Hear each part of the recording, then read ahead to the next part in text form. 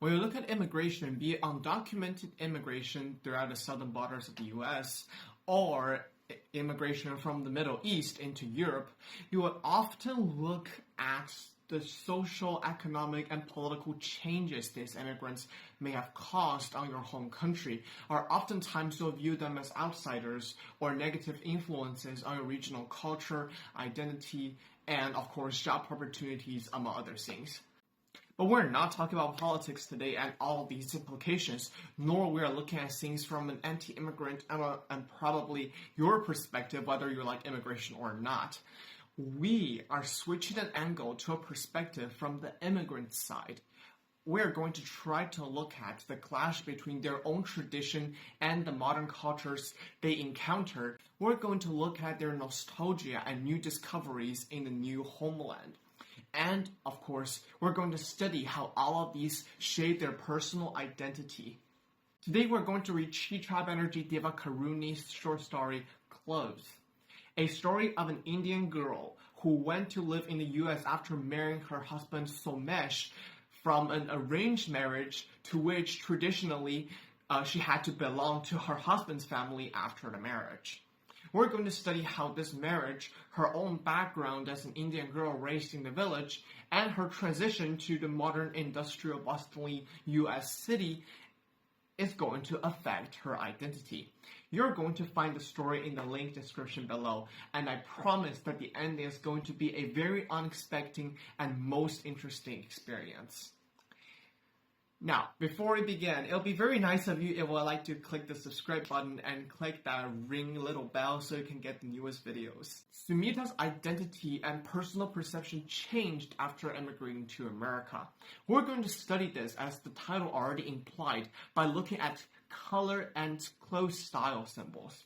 We're going to evaluate how the change in color and the style of the clothes reflect women's social roles, the tradition of Sumita from India, and of course, the new modernities of America, and how all of these blend together and shape the complex view of her own identity, both derived from her past and inspired by her American future. The first clothes that we encounter in this short story is the one Sumita would wear for her bride view between Somesh and his parents, so that Somesh's family would choose Sumita to be their bride. In this case, we saw a pink saree, which is the color of change, dotted and decorated with real gold lines on the rim. The first saree looks like the rosy-fingered dawn, just like what Homer referenced to in his Iliad and the Odyssey or whatsoever, right? And it signals the beginning of a change. It is a transition of Sumita's old life of a single girl living in her parents' home to live in her husband's house, and in the traditional sense, being transferred and officially a part of her husband's house and never coming back. This is a transition highlighted by the color pink. And when the moment Sumita saw the saree, she knew that Somesh would choose her as his bride, and that was the case. Now we found Sumita and Somesh flying to America on a plane. The saree that Sumita wore was a compromise. On the one hand, Sumita wanted a blue saree, for blue is the possibility of change. On the other hand, her mother wanted red because red is the symbol of good luck for married women. In the end, they settled upon a midnight blue saree with red trimmings and, of course, decorations.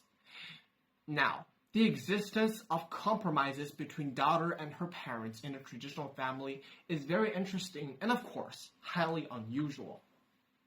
Coming to think of it, we can see that for one thing, in this family, there's not so much rigidity, and the daughter's will is actually being respected. The accommodation of demands reflected that Sumita is moving to a new country and going to settle in a new life. The change is twofold. For one, Sumita is moving to America, a place so contradictory to her own village life home that is enough to be called a cultural transition. And of course, she's becoming a married woman, something that she hasn't not yet prepared for, and she found all of this dazzling and unsettling. as she wore this traditional sari sitting in the modern technology plane, she's of course feeling very unsettled. This revealed the changing aspect of her identity. These series that we've already mentioned, both of which signaling the beginning of a transition or the duration of a transition from, like, for example, the life of a single girl to a life of a married woman, the symbolism of the possibility of the color blue, which is to live in America and enjoy a different life, and the identity part of her own religion, of her own family, of her whole Indian background, resulted in the red being added onto the blue, indicates very complex aspects of Sumita's identity, all of which has to be kept in mind because this phase is, as I would love to call it, the transition phase. These saris, however, were to be tucked away and not used except in ceremonies. Instead, Sumita will wear nylon saris, which indicates the intervention of globalization even in most traditional families like Somesh's, revealing that even in highly conservative families or in highly conservative religions, the power of technology is still playing an important role in shaping people's daily lives. On this factor, Sumita also describes Somesh's 7-Eleven store. The store sold all kinds of amazing things. Apple juice in cardboard cartons that never leaked, American bread that came in cellophane packages, already cut up, canisters of potato chips, each large grainy flake curved exactly like the next. The large refrigerator with see-through glass doors held beer and wine, which Somesh said were the most popular items. These are important sets of details. From Sumita's perspective, what we see as everyday banalities to her look like very strange surprises because her village where she came from never witnessed industrialization and commercialized consumerism played on such a horrendous scale. This side of progressivism and uniformity created by science and technology is one of the new possibilities that Sumita will experience after she traveled to America and lived with Somesh. Touches with modernity like this one widened her horizon and caused her to have new hopes and a more liberal view toward the new life she is now being led into. However, it is also complicated because Sumita does not feel that she has completely integrated into the U.S. culture. She described her experience in the U.S. as a glass box where America rushes by and she's not being able to accommodate to it. This kind of rushes by feeling highlighted the fast-paced step of the American life, which her village, a simple, quiet one surrounded by nature, simply did not provide. In addition, the image of a glass box highlighted that sense of transparent observation, but at the same time futile and probably helpless, because she felt difficult to integrate and, of course, incorporate herself into this mainstream American culture, even though she had tasted the interesting parts of it. This illustrated the double-sided effect of this immigration experience. We will see how her new life is presented in her next two clothes. One of them was a pair of blue jeans and an orange t-shirt printed Great America across it. Great America was the name of an amusement park, as Sumita was later informed by Somesh. This is an interesting set of symbols. For one, while saris do not reveal a woman's body explicitly, we are told during the passage that the jeans reveal the size and hips of Sumita's, and the t-shirt, as you would expect, outlines her breasts. This is, of course, contradictory to traditional values of India, which thinks that it is not good for women to reveal and demonstrate their body parts and expose their skin. Well, this displays, of course, a more modern and more liberal value on women's roles and women's position and what women should enjoy. In addition, she's being liberated from the old tradition and the old customs and given more opportunities to express herself, this time in terms of body. Great America wasn't just a physical location. It is a kind of cultural confidence. It is the pursuit of happiness embodied by that amusement park. And of course, this is the convenient, fashionable side of the consumer product, a t-shirt. The fact that Sumita is now enjoying and transiting to all of this and putting this on embodied a shift of her identity. Because now she's enjoying that industrial, she's enjoying that more happy and liberal aspect of the American life, which is contradictory to the more conservative and slow culture she has been raised from in her Indian village.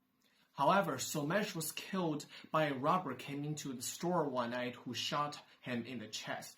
Now Sumita suffers another major life transition. She is now widowed. She is now wearing white, the color of transition, and her marriage beads have been shattered, indicating that this decorative bliss and joyfulness has been lost in her life. She was, of course, deeply depressed by this. But what has she got to do in face of this great transition? However, when she reflected at this, she knew she cannot get back. Indian wives are obligated to stay with their married family in a lot of cases after their husband had deceased, just as Sumita wrote. All over India, at this very moment, widows in white saris are bowing their veiled heads, serving tea to in-laws, doves with cut-off wings. That is the moment when, dressed in a skirt and a blouse the color of almonds, Sumita decided that she cannot return. Now, this set of clothes is another very complex and rolled-together symbol. For one, the color she was wearing, cream and brown, were a beige color and close to the inside and outside of an almond. Now, the beige color certainly had a shade of white. White, as already we have demonstrated before, is closely linked with Somesh's death and the end of her marriage. This indicated Sumita are still closely been affected by this layer of her relation, by her past of losing her beloved husband. She's still tied to it, and of course she cannot dissect herself away from it. Furthermore, almond is close to the color of her skin, indicating that the traditional layer of her identity cannot be peeled away from her. On the other hand, blouse and, of course, the skirt is the traditional clothing of a female teacher, which is a socially acceptable profession for women. This resembled another mixed progress, which is limited but is still, an indication of women that has walked out of their family sphere. On the other hand, the exposure of the skin and the changing the more modern style of the clothes still designated that Sumita had experienced a different life here in America, that she had no will of returning to her older self, and she's still going to embrace the new challenges that life had imposed on her. This set of complex clothing illustrated that while Sumita is still attached to her old identity, the part of which she has been raised from, even after she has immigrated to America, she's equally blending into the local culture and tries to pursue a different self and to actualize her own future in riddance and of course rejecting the limitations that her own native culture had imposed on her. She is awakening and she's chasing after her own freedom and future. The story of immigration, therefore, is a very complex story that identifies the shift in the individual's inner paradigm. While they may have left their country for various reasons, we as the native inhabitants of this country must understand, try to reason, try to sympathize with them, and respect their own respective cultural lineages and traditions and inheritances. Only when we embrace different cultural beliefs that we say we're a diverse community, we're a diverse country where every single person can enjoy a possibility of being happy and of realizing their own dreams. What do you think about this short story or of the topic immigration in general? You are more than welcome to share your comments and your opinions in the, of course, comment section below.